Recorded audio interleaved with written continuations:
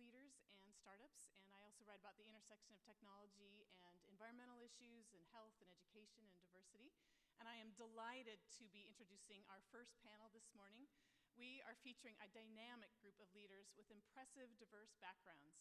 They'll be sharing innovative leadership strategies and their ideas about tackling big challenges and creating maximum impact with their organizations. I would like to welcome to the stage Annemarie Kause, President of the University of Washington. Welcome. Kause has been a member of the UW faculty since 1986. Her roles have included Dean of the College of Arts and Sciences, Provost, and the UW's Chief Academic Officer. Welcome. She played a key role in creating the Husky Promise, a program that's helped more than 40,000 low-income students attend the UW. And she became president 4 years ago. And we have Jessie Woolley Wilson joining us.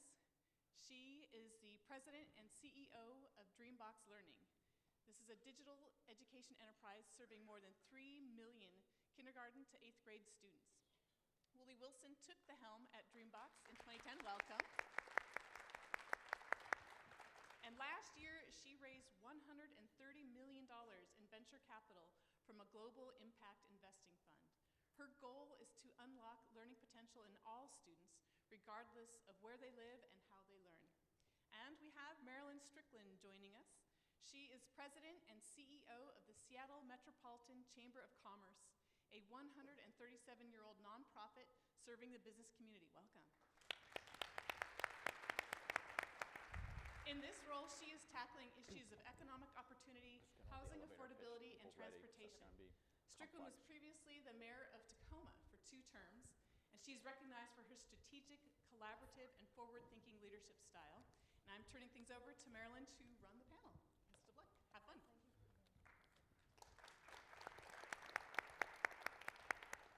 My mic's on. I lost my mic when I came up here.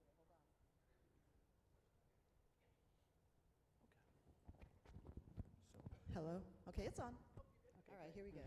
Good morning, everyone. Nice to see you all today. I'm very excited to moderate this very dynamic panel. And we're here to talk about how we build impactful organizations. And in the context of what we're discussing today, impactful means obviously doing well financially, inclusive, dynamic, having an impact on your organization, but also an impact in the community as well. So I'm very honored to be here with these amazing leaders. And when I think about my professional journey, it was anything but linear. I thought I knew what I wanted to do in college. I did something else. I took my first job. I went on. I ended up in business, in politics, and back here in the nonprofit sector for business advocacy. So I'm going to ask Annemarie and Jessie to share with us what their leadership journey was and how they got where they got today. So we'll start with you, Annemarie. Well, I think as you said, you look on it backwards and it all makes sense. But as you're going forward, it's anything but clear. I actually am now, I'm the 33rd president of the University of Washington, and I'm in my 33rd year as a faculty member at the University of Washington, so I think it's kind of special. Some of you knew me as an assistant professor, and I don't think anyone would have thought that I'd be here, and I mean that seriously. I entered the academy a lot because I'm a child clinical psychologist, work primarily with adolescents at risks, and that was the area in which I really wanted to make a difference. I wanted to give back to the community, and I wanted to work with kids like I had been, where the path to success was anything but predictable. And sometimes I get asked by people, how did you get here? And my answer is somewhat, say yes a lot. I mean, I think in life, most of us will have a lot of opportunities that come our way. And I think you have to have the courage and because they won't always work out, but to say yes. And so when people did come to me to be, director of clinical training in my department, I was at that point brand newly tenured. Or when we had a department that was really having difficulties and they asked me would I step in, that was kind of a risky situation, you kind of say yes, because it's the right thing to do. And pretty much those yeses start taking you along a particular path. And, for me, I view what I'm doing now as, in some ways, very much an extension. I mean, I can see why what I'm doing now is so similar to what I wanted to do, which is, making sure that pathways of opportunity are open to a broad range of youth and, in some cases, not so young people that are coming to the university. So, like I say, it all seems linear, and everything, you get more and more responsibility one step after another, but at the time, every step is kind of scary. Every step is a leap, but you do it. And I would say the punchline from that for me is there are opportunities that will present themselves. Yes. And sometimes you just have to say yes and take a deep breath and dive in and see what happens. Exactly, and, and have confidence in yourself that you'll figure it out. Right. Jesse? I get this question a lot, and I really don't know how to answer it oftentimes. I'd say that my career leadership pathway is one of planned happenstance. Okay. I'm a daughter of immigrants, and I remember growing up and saying, I don't know if I should, try to be head of X or president of Y. And my parents would say, well, why not you? And I thought, well, why not me? So it was just about having a point of view that you could do anything you wanted to do. And one of the things that draws me to this work is that there are a lot of children who don't have that perspective. So really the difference between me and someone who doesn't have as much, who might look like me, is great shepherding and parenting and access to great opportunity, educational opportunity or career opportunity. And if we don't fix the access to opportunity, then our democracy, I think, is going to be negatively impacted. So I think the leadership journey is about exploration of things that you're curious about, Right. resiliency from failures, unanticipated failures, and then luck. A lot of it is luck, whatever zip code you happen to be born in. Right. Well, and I would also say that the political, social, and economic systems in which the three of us operate don't always welcome us into positions of authority and leadership. Yeah. Yes, none of us are leaders out of central casting. Right, exactly. But maybe we'll be changing what central Right. casting looks like. And the one thing I will say too is that, we often talk about wanting a seat at the table, and I would say that you two are examples of, yes, a seat at the table, but the head of the table, because that should be attainable for anyone as well. So it's a big step forward to just not be lunch. Right, exactly. So we're talking about diversity, equity, and inclusion as a cornerstone of how organizations can be successful. And we know that there are organizations in this room at various stages in your life cycle. You come from a university that's a century and a half old. You come from kind of a relatively startup mode. 13 years old, I think your company is. So talk about how you're able to instill those values of diversity, equity, inclusion in your organization and the relationship you have with your board or your board of regents to make that happen. We'll start with you, Jesse. So I think sometimes people, leaders, when they think about diversity, they think about something they should try to manage. How do we manage diversity? How do we get more people of color? How do we get more women? Those are really great outcomes. Right. But I think until you have a shift in point of view from managing diversity to actually leveraging diversity, you're going to be in a deficit framework. Right. And so we try to see diversity as something to leverage, something that we want to lean into. An asset. It's an asset.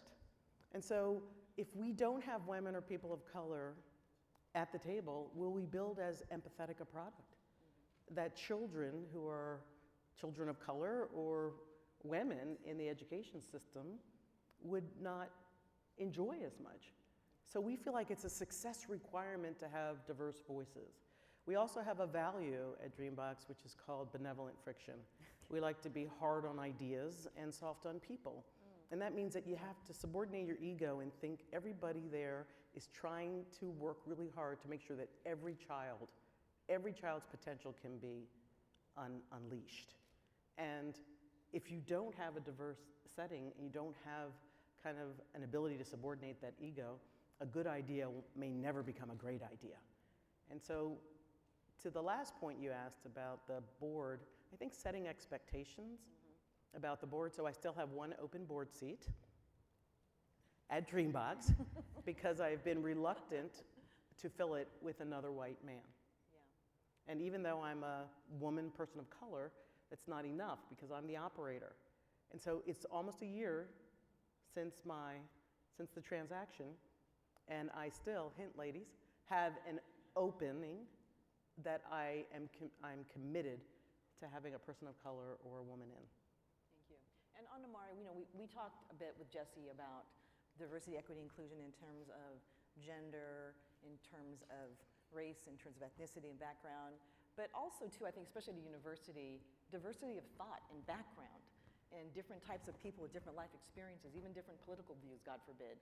So talk a bit about that, adding on to what Jesse just Well, said. and also I think it's really important in terms of socioeconomic status as Yes, well. exactly. And the whole spectrum. I mean, one of the things that we've been seeing at universities is, what numerous people call the barbell effect, that you have folks at the very wealthy, and then you also have the very low income and the middle classes being hollowed out. Right.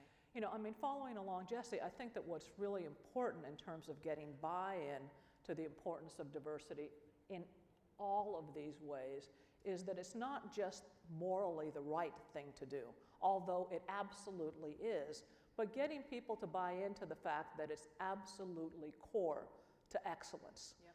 That the more ideas you have at the table, and we do come, our backgrounds do shape what perspectives we bring to the table, that it creates the environment from which good ideas will sift up, and other ideas will fall out. I think that when I meet with my closest staff, I tell them, come at me hard.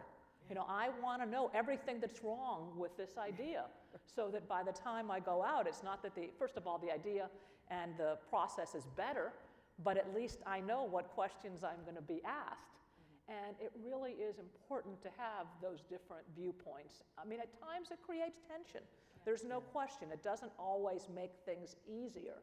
But I think I like that what you said, Jesse, about Benevolent the friction. Be soft on people, but hard on ideas. And I think that you can't have a truly excellent environment when there is homogeneity.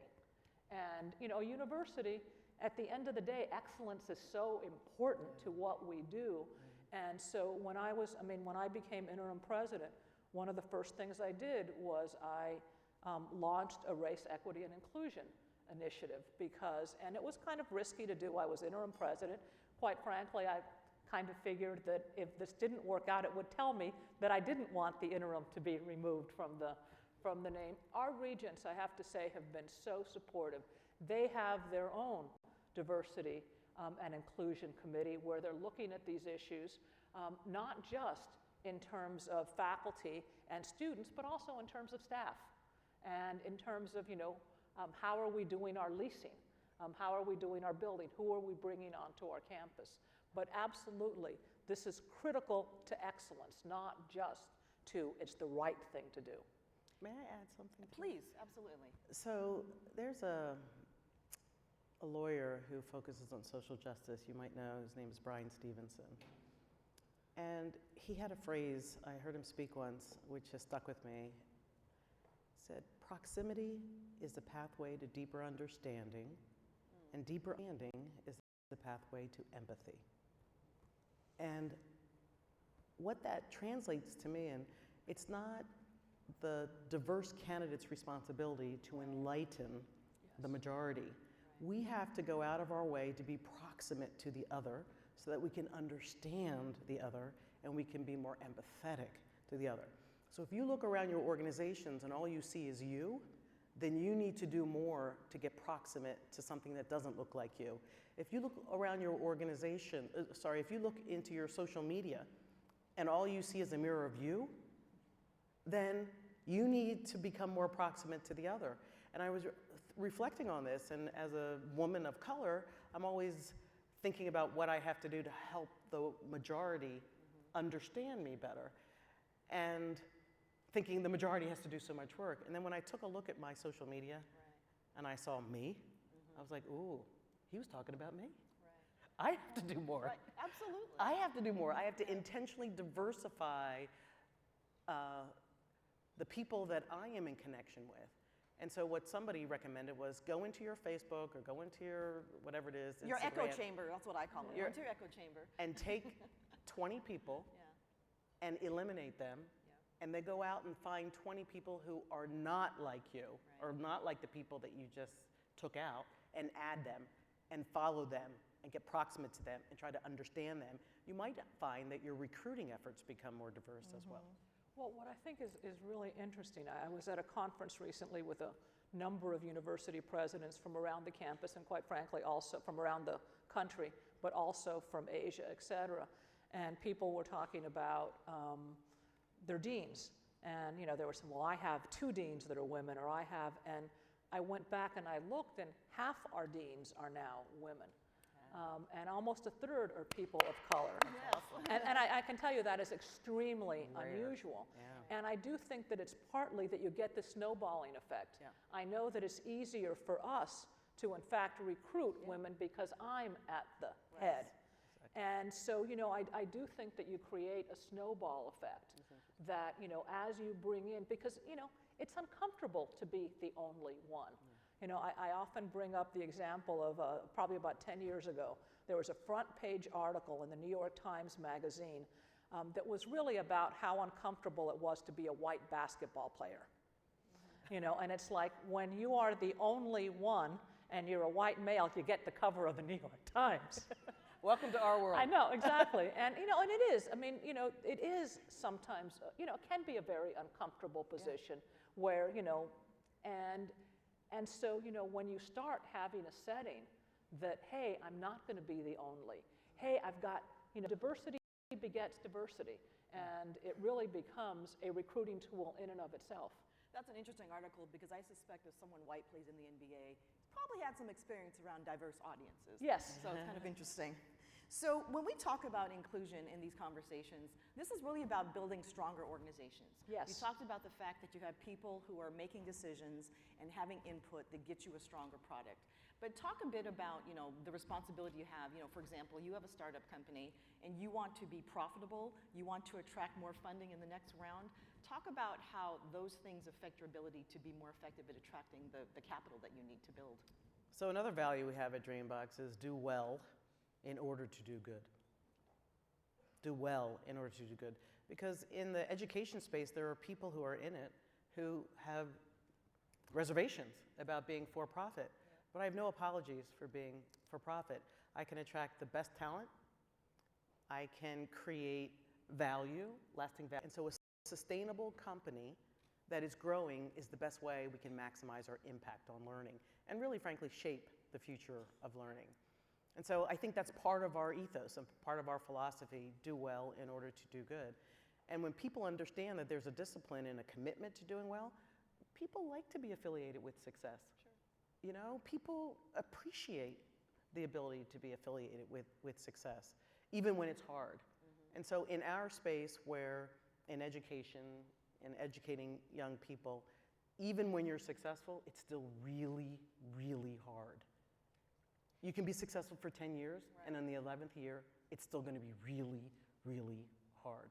And so when we recruit people, we ask them, what is that thing that you love to do that even when where you're really, really successful, it still can be really hard, and the prospects of success are low. If you can get excited about that, then Dreambox is the place for you. Interesting. So one of the things that I hear often in the business world, but especially in the tech world, is that it's hard to find qualified local talent, which is why we have to import folks and recruit people from outside the country. And you run a higher education institution and you supply the pipeline of talent. You actually are hiring people all the time. And so talk a bit about what we need to do here at home locally so that populations who live here and have been here for a while get access to these high-wage jobs and opportunities. Well, to state the obvious, invest in higher education. We have an incredibly, talented group of young people in our local high schools, elementary schools, et cetera. And, we have some great universities. And obviously, the University of Washington, we're the biggest, but we have great community colleges, community and technical colleges, you know, this is not the Apple Cup week, so I can say it. Wazoo is a great place. Yes. No question. I mean, there we have, you know, absolutely wonderful universities that do a good job of graduating talent. And, you know, this year we really, I have to thank the legislature. They did invest in higher ed, and the business community played a big role in that investment. But, you know, we have the talent here. You know, I don't think it's always, you know, I hate it when you pit one against the other. I actually think that bringing in some people from abroad is a good thing too. I agree. Because, you know, I mean, if you are from Washington State, even if you never live more than 50 miles away from your home, if you work for Dreambox, if you work for Starbucks, if you work for Microsoft, if you work for Google, you're going to be working with people from all over the world.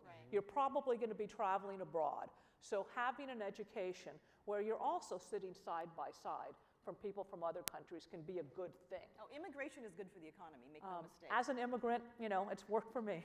And me as well. But I do think that, you know, that we do have a lot of really good local talent.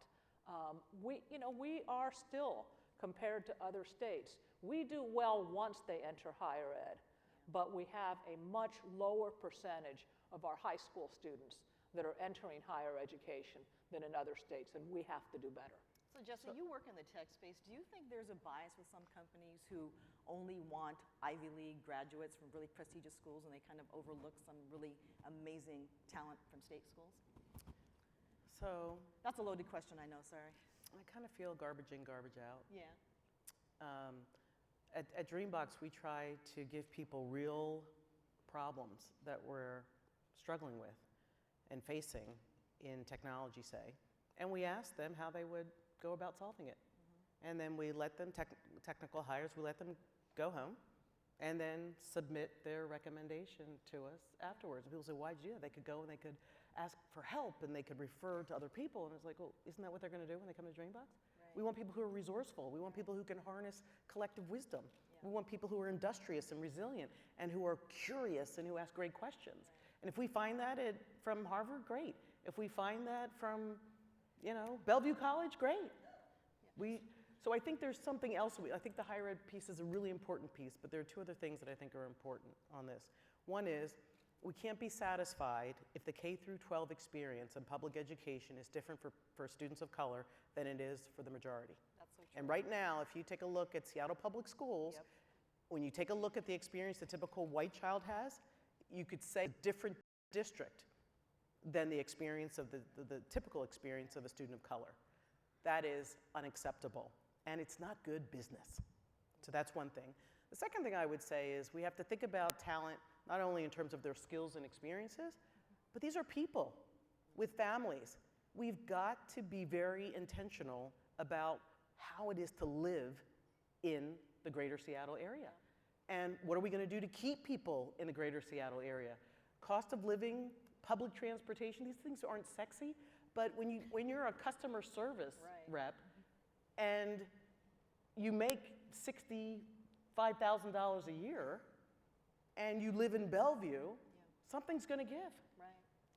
And if you don't have public transportation so you can travel in for 45 minutes, if you're willing to do that every day, something's got to give. So we should learn from other, you know, I was in the Bay Area before I came here. We should learn from the lessons of the Bay Area. We should make sure that Seattle doesn't become a place that only techies that have a certain profile thrive in. We have to, if we give up on our middle class, then we will give up on so many cultural things that make this place so special. Yeah, I think it's important not to differentiate between a pedigree and a degree. And I think that sometimes, you know, there are folks who just think a pedigree, in other words, a degree, that means everything. And, you know, and look, there are great individuals, great students in schools across the world. But one thing that I can tell you is, you know, and sometimes, you know, as people are making up their minds and trying to decide where to go, I've said this to parents and students before, the world is big and public, not small and private. And I think that for a student to have done well and to have risen to the top in a big public university means that they have learned to navigate a whole bunch of, and at times, difficult situations. They don't have someone holding their hand, which I do think that, you get your hand held a lot more. And in fact, that's sometimes what's attractive to some people about a private school. And in the short run, it can be attractive, but in the long run, sometimes when they get out of the setting where their hand has been held at every step of the way, they can be lost. I give my niece as an example. She's a screenwriter in LA, very successful in a very, very hard business. She went to UW. She was going to be an English major. She had a scholarship at a small private, and quite frankly, at the time, this was about 20 years ago, I thought she should go. She didn't because she had wanted to go to UW her own life, her niece was going there, et cetera. I'd say her first year was maybe a little tougher at UW than it might have been at a smaller school. We actually are doing a lot better right now with the experience. We have first-year programs. We didn't at the time. But by her second year, she found her niche, she found her group, et cetera.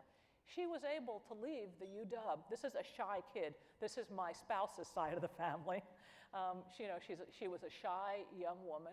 She was able to get in a car with all her belongings, drive to Hollywood, find a part-time job, volunteer at a studio, and start knocking on doors. She would have never, I asked her actually, where do you learn to do that? She said, well, I had to do this to find an advisor for my senior thesis. She would have never learned to do that, I think, in a private school. And so, I do think that when employers are thinking about the skills that students are bringing to the table, I would actually give a bigger boost to the kid who's made their way through a more complicated, more diverse setting that's actually a lot closer to what the real world looks like. So let's talk a bit about education in the space that you're both in. So when we talk about education, especially higher ed and recruiting, there is a tendency to think about a very certain demographic that trends younger. But we know that we have people of all ages and talents throughout the entire talent pipeline.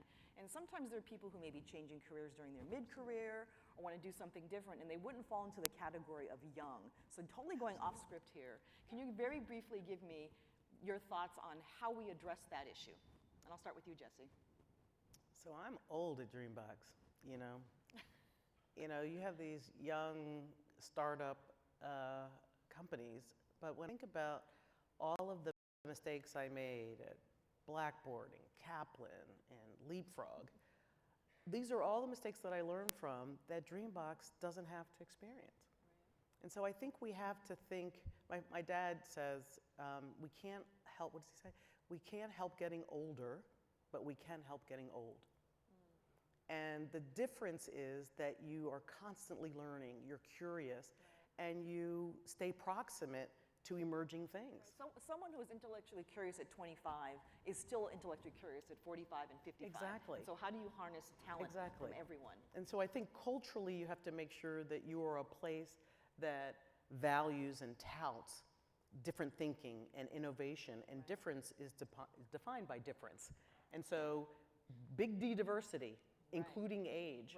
And so we have the whole spectrum at Dreambox Learning. We really want people to come and add to the fabric. I think the way this country has thought about diversity historically has been in terms of a melting pot.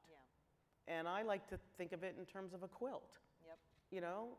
Every color's needed, every fabric is needed, every stitch is needed. And they all stand out. And they all stand out, and they all have something, and they add something to that quilt. And that quilt is stronger, and it can give more comfort and warmth because it's a quilt instead of a melting pot. Anamari? Yeah, it's interesting because I was just sitting down with my office last week with a young woman of 50, right around 50, who had transferred in from Bellevue College. And was, talking about, all the things and all the leadership opportunities, a young woman of color, that she wanted. And I was like, whoa, she is terrific. And I think it's important that the majority of our students are what you might call, quote, typical college age. But when you have, 50,000 students, there are a lot of students that are returning students that are coming back. I love it. Every once in a while you get someone that, usually a woman that's coming back together with her children. Now that her children are grown and going to college, they're both going to college. One of our, couple of years ago, one of our oldest graduates was in their 80s. And we also have a program where I think it's over 62 or so, you can come back and take classes. And we have a lot of, and I can tell you that faculty love it when they have these, quote, older students with more real-world experience that they can bring to the table, what they add to the discussion. Often they actually become mentors to some of the younger students. But I agree, at the end of the day, old is a mindset, not just, age is just a number. And what you want is people that are open to experiences, that are willing to get outside their comfort zone, regardless of what age they are. And we have a lot of, nowadays we know that, the typical student is going to have not just one career, but 2, 3, 4 careers. And, we do have more people that are coming back, not necessarily for a second degree, although some are, but for an additional credential. And I think that more and more our life is going to be about lifelong learning. And I think what you're talking about is agility, because I come from the generation where a lot of my friends have had the same job at the same company for a long time. Because I was in marketing, I was always in payroll every 3 or 4 years. But I think depending on what field you're in, let's talk about today's economy.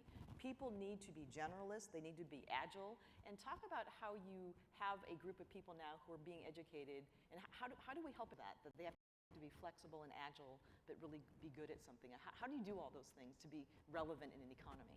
So this is so important to me. Okay.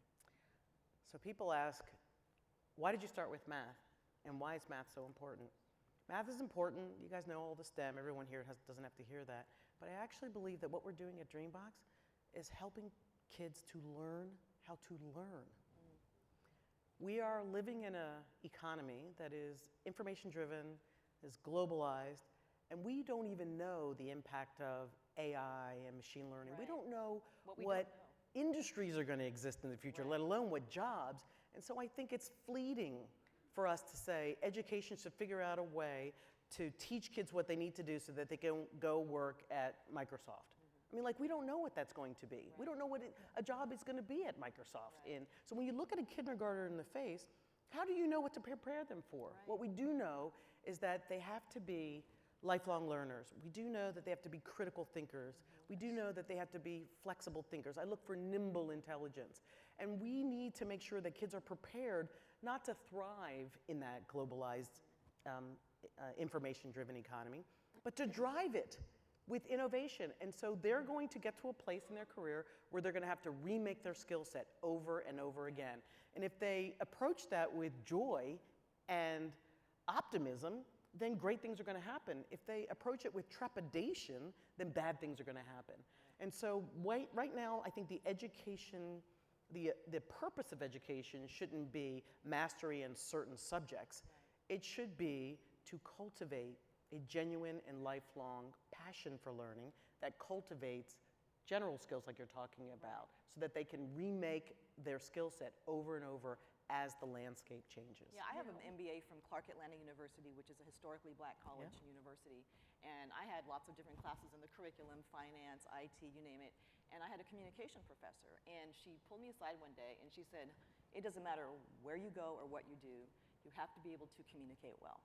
Be a good writer who can get to the point, and be a clear communicator who can speak and have people understand what you're talking about. I've always just adhered to that no matter what I did in my career. Yeah, one of the things that at times I get distressed about is when we start thinking, and I understand why, but of higher education is very narrowly vocational. Look, all our students want jobs when they graduate, and I want them all to have great jobs because then they're going to be fabulous donors. So there's no question about the fact that and we do very well. There was recently a CNBC poll that was looking at return on investment, and they were looking at how much you paid for college compared to your starting salaries. Number 1 public university in the country, University of Washington, Seattle. Number 2, University of Washington, Bothell. So we do well there. But, it's really important to also prepare students for a life that's constantly changing. Every single one of our students, including our engineering, our computer science students, et cetera, get a liberal arts degree. They have to take humanities courses that teach them how to think critically. They have to develop good communication skills. They have to have good grounding in basic information technology. They have to be able, information is just rushing at us all the time. And they need to be very critical about, being able to weigh facts. And so I think that partly because the world is changing so rapidly, and we do need that agility, we need to have a broad-based education together with the technical skills or the particular skills, the vocational skills that you'll need. The other thing that we really focus on is that trying to build resiliency in our students. We have a series of talks every year that are called Fail Forward. I talked about my biggest failure experiences at this forum because what we get is partly because things are so competitive is students that are scared to fail. And if you're going to be an innovator, if you're going to be an entrepreneur, we know that the first failure is a step towards, and the second failure and the third failure might be the step towards success. And so we want to build that resilient mindset where students aren't afraid to take risks because they're going to fail, but how do you learn from that and have failure be the learning that you need for your next step? So, this is something that we take absolutely seriously because it's not about preparing students for their first job. It's about preparing them for a life where they're going to have a first, a second, a third. I've been at the same place for 33 years, and I've held a bunch of different positions that have, pushed me and, in different ways and have drawn from different parts of my skill set. No, and I would also say, generally speaking, even for students who aren't college bound, is that, the purpose of education is that you want them to become responsible adults who contribute positively to their communities. That's the ideal. It doesn't always work out that way, but that's really what you want when it comes to education. So we have about 8 minutes left, and I want to ask one final question and then open up the floor to questions too. So this is what I'm going to call the lightning round question.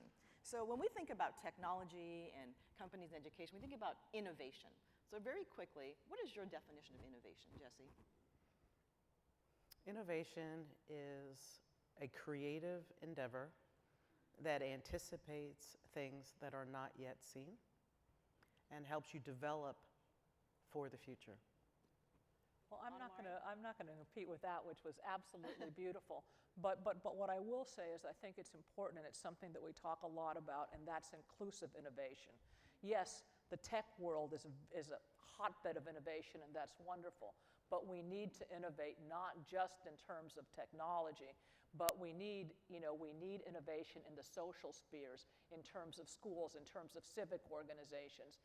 And when we innovate, yes, disruption can be great, but we also have to think about the communities that are being disrupted and what are our responsibilities there. So we need to just broaden that definition of innovation and where it's important. And I would say that innovation isn't necessarily something brand new. Innovation sometimes is having the political will and the courage to do what you know you're supposed to do. So with that said, I'm going to press pause for a second. I want to open the floor to questions. I think there's a microphone over here. So if anyone has any questions, you're welcome to come up and ask any of our panel. Any takers? Please come forward and tell us who you are, and thanks for opening this up. I can barely see you with these lights. That's all right. I'll make myself heard. My name is Michael Atala. This question primarily for you, Jesse. I'm a big fan of Dreambox. I spend a lot of time with early stage founders in the education technology space. And one of the things, this is tangential a little bit to what something you said earlier about increasing equity and diversity or increasing equity in K-12 in order to improve outcomes from a leadership perspective over time and education over time. One of the things during your introduction that made me cringe was the statement that you raised money via an impact investor. And I think by a what? I'm sorry? An impact investor.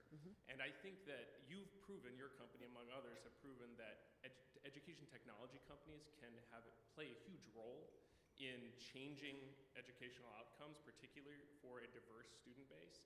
But the problem is the companies that are out there trying to make that happen are often relegated to finding an impact investor instead of the many VCs and bankers in this room who invest in companies that are seen as far more profitable. I'm curious what you see as the current state of investment and banking and fundraising for education technology specifically, and whether there's a trend in the right direction, wrong direction, or something that the industry as a whole should do to repair that. Or if you disagree with me, I suppose, as well. Thank you for that question. When we went through our round, our latest round, we had 13 suitors, and one of them was an impact investment fund. And we went with the RISE Fund for 3 reasons. The first is that they were as committed to making sure that what we did together impacted student academic progression. Demonstrable, measurable student academic progression. There were most of the other investors, they were interested in ed tech because it's kind of sexy now. It's actually sexy in K-12. For a long time, it was only higher ed. And K-12, we were, the Rodney Dangerfields of the investment community. So then it became sexy. But what they weren't focused on was actually having an impact on learning. And so if I have to convince an investor that an impact on learning is really important and integral to success, not secondary, but as important as high growth, then I know what kind of conversations I'm going to have with my board after the transaction. So the first was impact. They had the most sophisticated model for measuring impact, generational impact, and they scored Dreambox. So I knew that they knew that we were special because we got the highest score that they have ever measured. The second reason was because there were times over the past 5 years that I got calls from ministers of education or somebody in APAC, Dreambox, we know Dreambox, we need Dreambox, and we didn't have the global infrastructure to do it. I had to say no to kids and I had to say no to teachers because we didn't have the operational readiness for that. And this fund had a stated objective to make sure that the innovations that we had were brought to global communities with a special focus on underserved communities, and that resonated with me. And then the third was just a pragmatic. They have a very long history of taking high growth companies and helping them to scale. And we all know in this room that the things that help you get to where you are, where you can land $130 million, are not the same skills that get you to the next phase. And they have a really long tradition and a great track record of investing, not eliminating expenses, but investing in those companies so that they can soar. So we have found the right partner, and I do believe that it's important to get a lot of smart money and smart talent into this space because this is one of the critical things that is going to shape our shared future.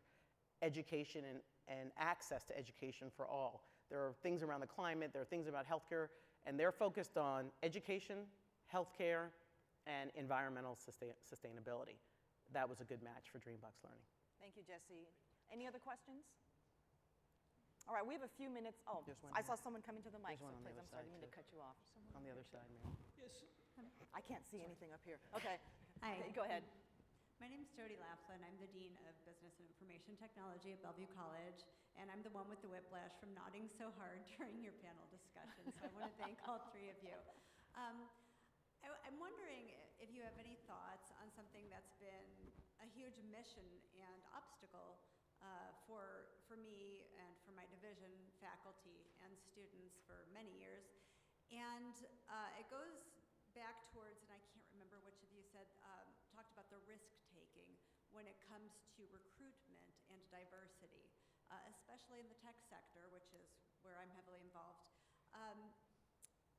It's a bit difficult, especially as a four-year community college, encouraging the tech sector to come in and kind of take that risk, break that mold, and come and recruit from our baccalaureate programs, which are applied baccalaureate programs, because it's different and it's new. But fewer than 40% of our students identify as white, so we have a tremendous amount of diverse students, and we have over 60% of our students are women. So I hear a lot of tech employers saying, oh, how do we get more diversity into our workforce? Well, that may involve taking some risks and going and recruiting. One can still recruit from the same universities and the same maybe overseas destinations that one always goes to, but also maybe considering some other places to recruit from. But another thing that So what is your question? So another thing that we've discovered, and I'm wondering if this is something that you've considered as well, as a lot of our students don't want to work for certain companies because they hear that once a diversity hire is hired, the company does not create a very welcoming atmosphere. So yes, they'll hire diversity, but there's not a welcoming atmosphere for people of whatever their background is. Do you find that companies are taking the time to create a corporate culture of welcome for diverse employees, where it doesn't just stop at the diversity hire, but that the company takes the time to create a safe and welcoming corporate culture for all people who work there? I'm going to take this very briefly because I represent 2,600 companies. And when I first started my career, diversity was a really big, scary word. And every diversity committee was made up of people who looked just like me. And I would say, well, I'm not the one who needs to be here to have this conversation. I would say now, it's pretty standard procedure for people to talk about their DEI, or diversity, equity, and inclusion planning. Now, you can talk about wanting to have a plan, but then the question is, how do you live up to that? What does leadership look like in your organization, and what kind of culture and environment are you creating if you're asking people to be part of this? And I think to your point earlier, Jesse, it's not my responsibility to feel like, how do I fit in? How does the organization itself open their arms and welcome me? So that's my answer, but I'll let Jesse and Anamari jump in. Well, I think it's part of what Jesse and I were talking about before is we've got to get companies and work settings to realize that diversity is part of excellence, that it's not just a civic obligation, that it's not just a moral good. Not that there's anything just about moral good or civic obligations, but that this really is part of excellence. I think we also have to find ways outside, because sometimes there does have to be the first. I mean, when I think about, for example, the women in academia who came before me, it was much more uncomfortable for them than it is for me, and I hope it will be even more comfortable for the women who come after me, people of color, immigrants that come after me. And so we have to also find other ways to support people if they are working in an environment that's not comfortable, because once you have someone there, they can reach back and pull in others. So I think it has to be both, that we have to understand companies why they have to change. And quite frankly, you just look at the demographics of the US, and you have to change if you're going to stay excellent. But also, how do we support those people that are the trailblazers outside of the work environment? And we have to change the narrative that this is a risk.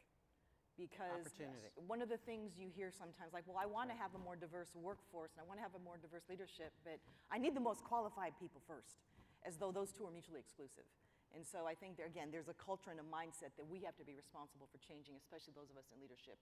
You're happy to be the first, but you never want to be the last. Jesse? The quick thing I would just say is, on the belongingness piece that you're talking about, it's one thing to get them to the table. It's another thing to make sure they're heard when they speak. It's another thing to make them feel comfortable when they're there. So instead of trying to guess what they need, ask them, what do you need to feel more supported and to be more successful? Ask them. They'll tell you. Well, the other thing I'll add is that when you make an environment more inclusive for any group, it's better for every group. And I'll give an example in academia. We ended in universities around the country making it easier to extend the tenure clock, largely thinking about women having children. First of all, now it's fabulous because more and more men want to be involved in child rearing, so it makes the environment more attractive to them. But also, we've seen both men and women use the ability to extend the tenure clock to, let's say, take some time off and get involved in a startup. And so making that environment more flexible, even though what you had in mind was one particular group, it helped everybody. And so building more inclusive environments that provide more flexibility for different kinds of lifestyles, et cetera, is actually good for everybody, not just the quote-unquote diverse population. Yeah, and the diverse candidates who enter the workplace, we're not all a project, but at the same time, there has to be a culture of inclusion so that it feels natural and that, yes, you do belong here. So we have time for one more question. Thank you for that question. That was really good. Yeah, my question is for Anna Marie, and I hate to put you on the spot, but you've talked a lot about diversity, and I absolutely agree with everything you've said, and I celebrate, obviously, what you're saying. My question to you is about political diversity, right? Because at the University of Washington, for instance, there's this controversy right now with Cliff Mass, and he's a climatologist and professor who's written about climate change and supports man-made global warming, but maybe the world doesn't end in 12 years. The problem is the faculty's kind of really attacked him, and what we're seeing is there's not this kind of openness to different political thoughts as there is to diversity of socioeconomic scales and skin colors and things like that. So how do you encourage political diversity and thought diversity and academic freedom in a scenario like UW? Well, first of all, I want to say, it would be inappropriate and unprofessional for me to speak about a faculty personnel decision. So I'm not going to get into the specifics of that situation, although I will point out that he is speaking quite freely, and that's a good thing. I mean, I do think that academic freedom is absolutely fundamental. If you look over time, sometimes some of the best discoveries and ideas come from people that at the moment were viewed as heretics. And we have to create that kind of environment where even opinions that may seem unpopular can thrive. I have stood up again and again for freedom of speech. I have had, as some of you know, a lot of people come at me very hard when we stood up and said, hey, Milo Yiannopoulos is going to speak on campus, and we need to create a space where he can speak. We've had Joey Gibson on campus. We've had a range of speakers from a broad range of political backgrounds on campus, and we will continue to do that. I think it is absolutely critical. When I say that diversity is critical to excellence, that does include different political views, et cetera. Right now in Seattle, I think it's less about the University of Washington than I think in Seattle at times we are in a bit of a bubble, and that it really is important for us to break out of that a bit and understand that sometimes positions that may seem that may seem hard to understand from an urban environment. An example can be, in rural environments, a lot of people grew up thinking about guns as part of hunting with their fathers, and it's very different than in an urban environment where you think of guns in terms of violence, and that we do have to try and get out of ourselves and view things from a different perspective. But there is absolutely no question that at our university we stand up for freedom of speech and academic freedom. No question about it. Now, I will state, I came to this country, some of you know I'm an immigrant from Cuba. My parents brought me to this country first and foremost because of the freedoms that we have here. And the last thing I'm going to do is take that away from anybody else.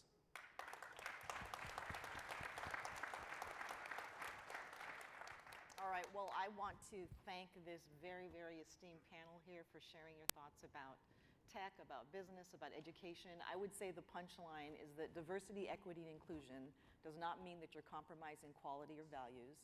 It makes your organization stronger. It's how you stay relevant in the 21st century. And I would say that Anna Marie and Jesse exemplified those values every single day. So thank you so much for being here today. Let's give them a round of applause.